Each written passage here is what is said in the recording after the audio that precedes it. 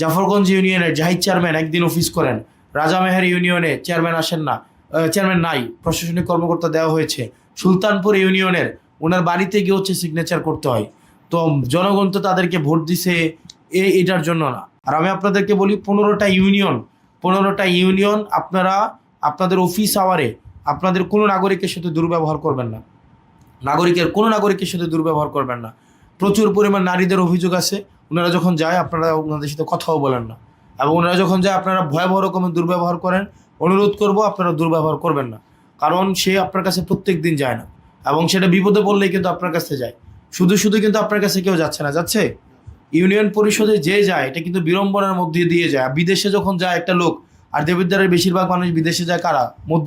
একদম নিম্ন আয়ের মানুষগুলা যায়, মধ্যপ্রাচ্যের যে মানুষগুলা যায়, তো তারা কিন্তু একটা ক্রাইসিস মোমেন্টে যায়। এবং এই যে হয়রানিটা, এটা যদি ইউনিয়ন পরিষদ থেকে এটা করেন আপনারা, এটা কিন্তু খুব বাজে হয়। এবং এই ক্ষোভটা কিন্তু তার সারাটা জীবন এই ক্ষোভটা থাকে। এবং যে কোনো কাজের জন্যই যাক, ওয়ারিশপত্রের জন্য যাক, এবং এখানে কি তহসিলদার অফিস আছেন একটা, ওই যে ওনারা ভূমি রিলেটেড কাজগুলো ওনারা করেন, এবং উনি তো আপনার অধীনে, উনি এটা কি ডিফারেন্ট? ওটা এসিল্যান্ডের অধীনে না, ওইটাও এক ধরনের বিড়ম্বনার এক ধরনের জায়গা। এখানে তহসিলদারেরও কাজ করেন, ওনাদেরও আন্তরিকতা আছে, আবার একই সাথে মানে ওনাদের ত্রুটিও আছে। একই জায়গায় জনগণও দেখা যায় কি তারাও মাঝে মাঝে ভুল করেন, তো এই ভুলগুলা নিজে করেন, এটাকে সংশোধনের জন্য ওনারা একটু বেলাইনে যাওয়ার চেষ্টা করে এবং টাকা পয়সা দেয়। তো ওনাদের সাথে আমরা কথা বলার চেষ্টা করবো, কারণ এই দুইটো অফিস নিয়ে সবচেয়ে বেশি অভিযোগ। তো আপনারা 15টা ইউনিয়নের আজকে 14 জন কর্মকর্তা আপনারা আজকে আসছেন। আপনার আজকে থেকে যা হয়েছে এতদিন হয়েছে, শুধু আপনার পুরা দেবিদ্বারে সেবা কতটুকু নিশ্চিত হচ্ছে না হচ্ছে, এটা কিন্তু সিংহভাগ নির্ভর করে আপনারা ইউনিয়ন সচিব বা প্রশাসনিক কর্মকর্তা যারা আছেন তাদের মাধ্যমেই। সেজন্য আপনাদেরকে বলবো, আপনারা যদি কোনো প্রশাসনিক জটিলতা বা কোনো মেম্বার বা চেয়ারম্যান আপনাদেরকে হয়রানি করে, সেক্ষেত্রে আপনারা সংশ্লিষ্ট রিপোর্টিং পার্সন যিনি আপনারা আছেন, ইউনো মহোদয়, আপনি ওনাকে জানাবেন যে উক্ত ভদ্রলোক বা উনি নিয়মের বাইরে আমাকে কাজ করতে বাধ্য করছে। জাফরগঞ্জ ইউনিয়নের জাহিদ চেয়ারম্যান একদিন অফিস করেন, রাজামেহের ইউনিয়নে চেয়ারম্যান আসেন না, চেয়ারম্যান নাই, প্রশাসনিক কর্মকর্তা দেওয়া হয়েছে। সুলতানপুর ইউনিয়নের ওনার বাড়িতে গিয়ে সিগনেচার করতে হয়। তো জনগণ তো তাদেরকে ভোট দিছে এটার জন্য না।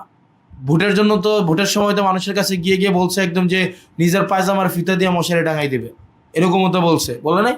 আর কি এমন অবস্থা হয়েছে যে আপনি কি ঢাকা গিয়ে সিগনেচার করে নিয়ে আসেন নাকি?